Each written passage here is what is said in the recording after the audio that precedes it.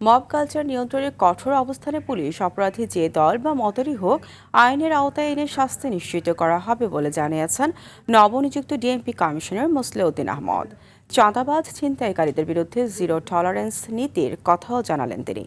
Commissioner জানান, ঈদ ঘিরে যে কোনো ধরনের অপরাধ নিয়ন্ত্রণে বিশেষ নিরাপত্তা জোরদার করেছে পুলিশ। সাদিয়া কানিজের রিপোর্ট।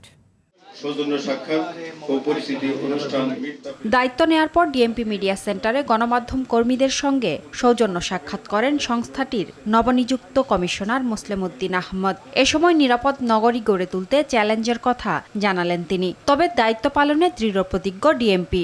এই চ্যালেঞ্জগুলো মোকাবেলা করে আমরা সামনের দিকে এগিয়ে যাব।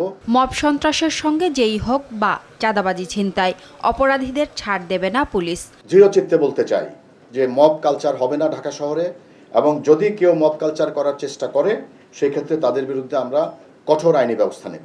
কিশোর গ্যাং, মাদক, সংঘবদ্ধ অপরাধ এবং অপরাধীদের নেটওয়ার্কের বিরুদ্ধে আমাদের শক্ত অবস্থান।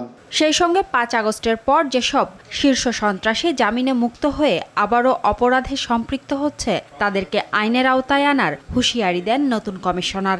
অনেকে স্বাভাবিক জীবনে ফিরে আসার চেষ্টা করছেন এবং আবার অনেকে অপরাধ জগতে সক্রিয় হওয়ার চেষ্টা করছে। তো যারা অপরাধ জগতে সক্রিয় হওয়ার চেষ্টা করছে তাদেরকে আমরা অবশ্যই গ্রেফতার করব এবং তাদের বিরুদ্ধে আমাদের অভিযান অব্যাহত আছে। ক্লিন মাস্টার টয়লেট ক্লিনার, সবচেয়ে সেফ, সবচেয়ে ক্লিন। এদিকে কোরবানির পশুর হাট, ঈদ জামাত নিরাপদ যাত্রা নিশ্চিত করতে অতিরিক্ত নিরাপত্তা ব্যবস্থা জোরদার করা হয়েছে। আসন্ন ঈদুল আজহার, কোরবানির পশুর হাট, ঈদ জামাত, শপিং মল এবং আবাসিক এলাকার নিরাপত্তা আমাদের কাছে সর্বোচ্চ অগ্রাধিকার। অজ্ঞান পার্টি, মলম পার্টি, ছিনতাইকারী, জাল নোট প্রতিরোধে ডিবি ও থানা পুলিশকে সর্বোচ্চ সক্রিয় করা হয়েছে।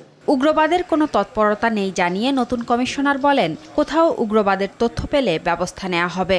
ব্যাটারি চালিত রিকশার বিরুদ্ধে পুলিশের কঠোর অবস্থানের কথাও জানান তিনি। সবাই মিলে সমন্বিত প্রক্রিয়ার মাধ্যমে ব্যাটারি চালিত রিকশাকে বন্ধ করতে হবে।